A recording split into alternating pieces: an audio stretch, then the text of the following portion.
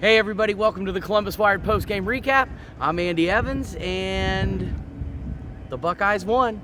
They're still undefeated, 5-0, third-ranked Ohio State, triumphant over the formerly 3-1 Rutgers Scarlet Knights here in Ohio Stadium. Now 3-2 Rutgers Scarlet Knights by a final score of 49-10. Before I get into all the stats, I'm sure everybody out there, I'm sure probably some of you have already watched Ryan Day's post-game press conference.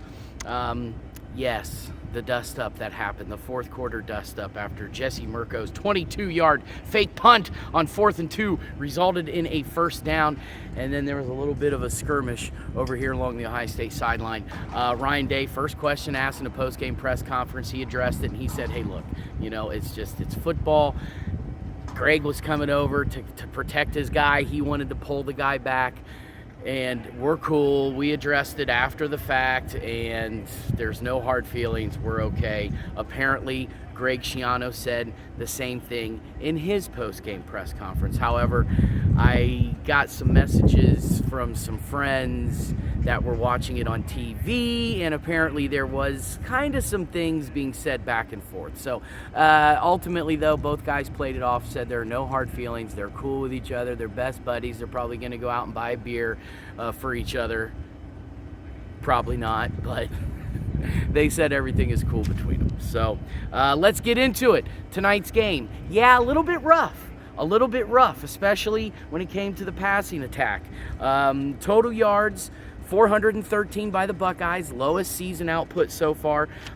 252 on the ground, though. Our boy Ryan Williams, man, did he have a game or what? 21 carries, 189 yards, 5 touchdowns for the third year back out of Cincinnati, which now ties a single-game school record, along with 2 pretty good names to be in company with.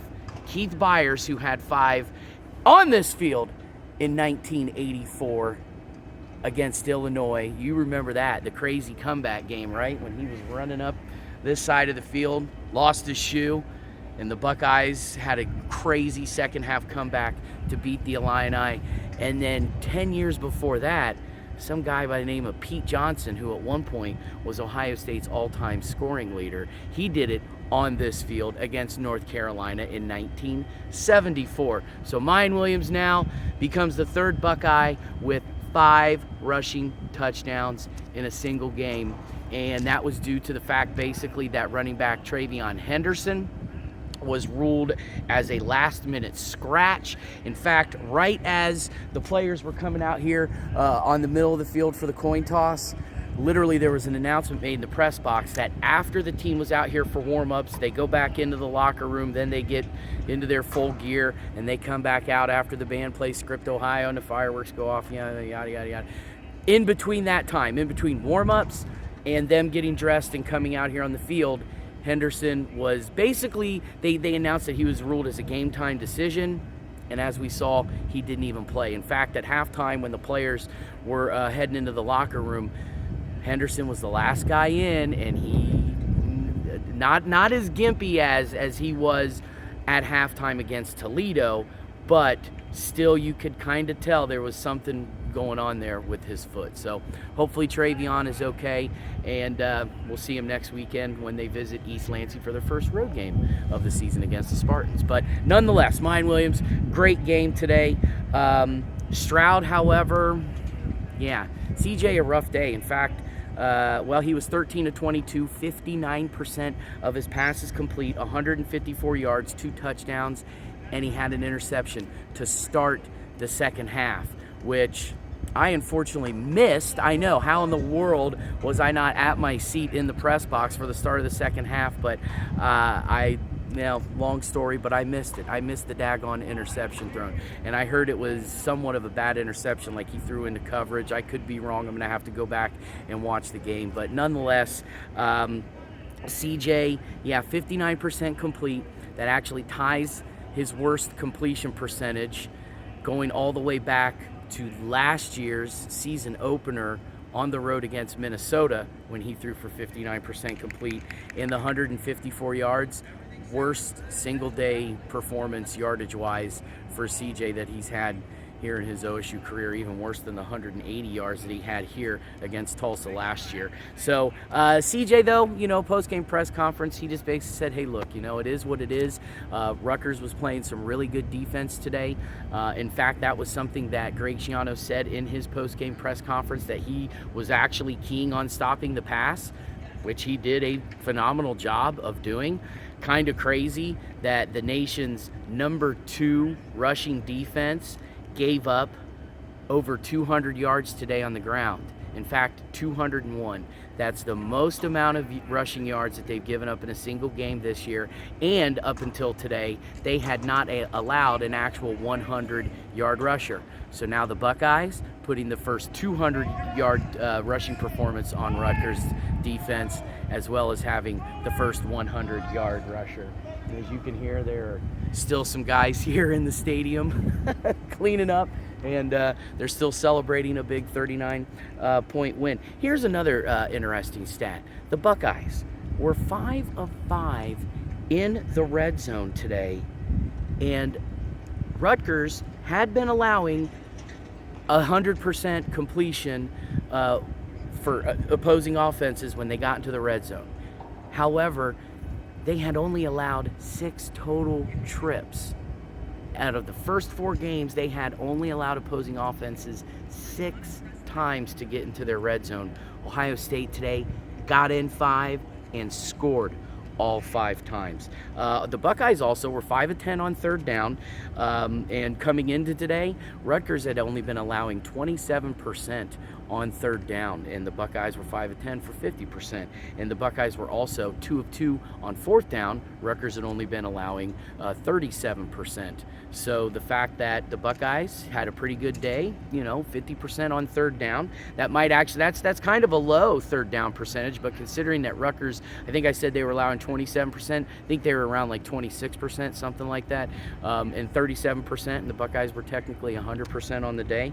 Take that for what it's worth. And of the 2 fourth down conversions, one was Jesse Mirko's 22-yard scramble on 4th and 2. And that happened, kind of like early-ish, mid-quarter, I think around like 12 minutes, maybe under 12 minutes to play. Ryan Day said that was not a designed fake punt.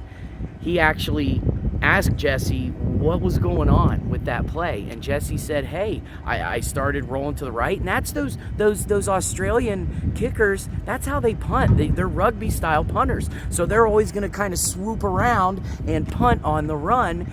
And he just saw nobody was covering him, so he figured, all right, I'm gonna take off, and that's what he did. And of course, then he took a wallop along the sideline. The dust-up happened. Schiano, Day, started their little skirmish with one another. Yeah, Jesse Mirko, he said, I just saw it, I took it, and Ryan Day said, all right, we'll talk about that one tomorrow. So not a designed play, just happened because a football player saw an opening and he went with it. Through the air, like I said, CJ, 154 yards. I believe Kyle McCord was like 2 or 3 for 7 or 8 yards today. So, yeah, he was actually 7 yards, 2 or 3 for 7 yards, because there was 161 total passing yards, and CJ had 154. Emeka Egbuka came in tonight with 3 straight 100-yard performances. That streak ended. Still led the team with 4 catches. In fact, actually, he and Julian Fleming both led the team with 4 catches apiece. Egbuka led with 70 yards, did not score a touchdown. Fleming, 4 catches, 51 yards, including a 36-yard TD catch right over the middle here, where he just caught it, open space, and burned it right into the middle of the end zone here for a 36-yard touchdown catch. And that was on the second play of the second quarter. Marvin Harrison, quiet day today. I believe he had like 2 catches for 18 yards. So, I mean, pretty quiet day, really, through the air overall when you're Heisman hopeful, only throws 154 yards. So, question to you guys, does this hinder his Heisman? Of course not, right? No. No, I don't think this. I mean, everybody's allowed a bad game. You look at what happened with CJ last year in the season opener against Minnesota, even though I think he ended up throwing for like 290 yards or something against Minnesota. And then he had that speed bump a couple weeks later here against Tulsa. Even great quarterbacks, they're going to face a pretty good defense that's going to throw some things at them, that's going to flummox them, and sometimes they just don't have the greatest performance of their career. Let's just hope that that's all this was tonight for CJ. He did look a little bumpy at times, didn't he? I mean, a little bit. But that was probably because of Rutgers' defense. I mean, they were the 9th-rated defense in the country. And once again, not a great day for the nation's number 2 rush defense to give up the kind of stats that they did. But they did a great job of containing C.J. Stroud, something that, once again, Greg Schiano said that he was going to try to do. And he set out, and they did it. The Buckeyes defense, however, get a load of this. 18th ranked defense in the country, probably going to, stat-wise, go up a lot after today, holding Rutgers to a season-low 187 yards. 80 through the air, 107 on the ground, and that one Evan Simon touchdown pass, I believe he had like 74 yards passing, a touchdown, also threw an interception, one of 2 turnovers that the Buckeyes forced today. Zach Harrison had that, you saw it, he's rushing the quarterback, had that tip pass that Steel Chambers swallowed up for the team's pick, and then there was a fumble recovered earlier in the game by defensive tackle Mike Hall Jr. that was also caused by Zach Harrison.